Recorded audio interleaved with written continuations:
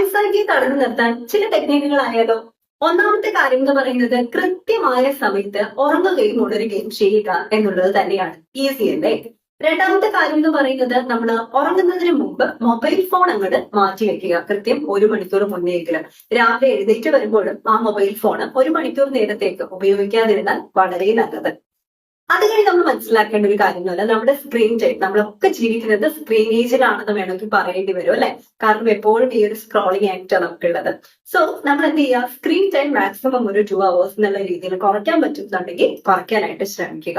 അതോടൊപ്പം തന്നെ ഈ ചായ, കാപ്പി തുടങ്ങിയവയൊക്കെ നമ്മൾ വൈകുന്നേരം അല്ലെങ്കിൽ ഉച്ചയ്ക്ക് ശേഷം കഴിക്കാതിരിക്കാനായിട്ട് ശ്രമിക്കുക. അതോടൊപ്പം നമ്മൾ മനസ്സിലാക്കേണ്ട കാര്യം, നന്നായി വ്യായാമം ചെയ്യുക. ഭക്ഷണം ശരിയായ സമയത്ത് കഴിക്കാൻ ശ്രമിക്കുക.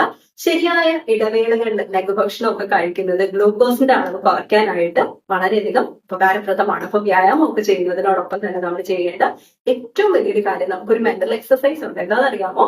മറ്റുള്ളവരുടെ ജീവിതമായിട്ട് നമ്മൾ ഇങ്ങനെ കമ്പയർ ചെയ്തുകൊണ്ടേയിരിക്കും. അപ്പൊ അതങ്ങ് കംപ്ലീറ്റ് ആയിട്ട് സ്റ്റോപ്പ് ചെയ്യുക. ഉറങ്ങുമ്പോഴും ഉണരുമ്പോഴും ദീർഘമായിട്ടുള്ള ശ്വസന വ്യായാമങ്ങൾ ചെയ്യുന്നതും ആൻസൈറ്റിയെ നിയന്ത്രിക്കാൻ കാരണമാകും.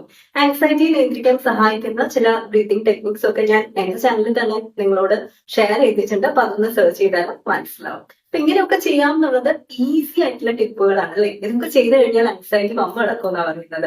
അപ്പൊ അതുകൊണ്ട് വളരെ എളുപ്പമായിട്ടുള്ള രീതിയിൽ ആൻസൈറ്റി ഒക്കെ നമ്മുടെ ജീവിതത്തിൽ നിന്ന് ഒഴിവാക്കാൻ ആഗ്രഹിക്കുന്നവര് ഇത്തരത്തിൽ ജീവിതശൈലിയിൽ ചില മാറ്റങ്ങൾ വരുത്താനായിട്ട് ശ്രമിക്കണം കേട്ടോ. Because you deserve a positive life, let's transfer to inspire.